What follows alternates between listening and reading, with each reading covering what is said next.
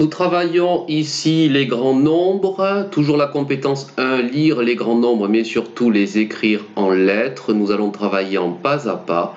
Et tout d'abord, pour ce premier nombre, tu peux le lire puis l'écrire en toutes lettres. Petite pause. Pour le lire, je remets les couleurs et je lis 870 milliards, 200 millions, 680 020. 870 milliards, il n'y a pas de problématique précise. Donc je l'écris comme ceci. 200 millions, je vois que 200 n'est pas suivi dans sa classe, donc je donnerai un S au 100. 680 000, 80 n'est pas suivi de 1, 2, 3, 4, 5, donc je lui donnerai aussi un S. 680 000 et 20 qui s'écrira comme ceci. Peux-tu faire la même chose pour ce nombre? Petite pause.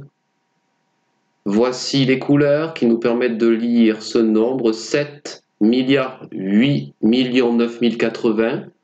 7 milliards 8 millions, il n'y a pas de problème. Je vais donc l'écrire comme ceci. 9 000 non plus. Attention à 80, il n'est pas suivi de 1, 2, 3, 4, 5 dans sa classe. Je lui donnerai donc un S. Peux-tu faire la même chose pour ce nombre-ci? Petite pause.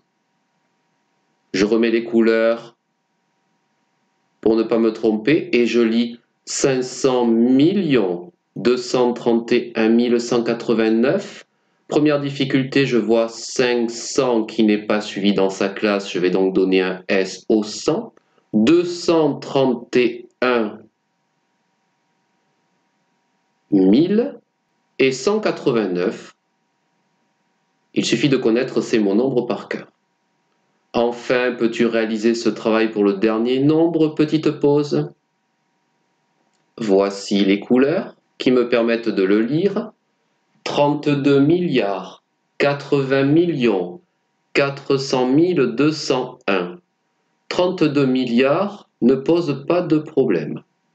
Je l'écris comme ceci.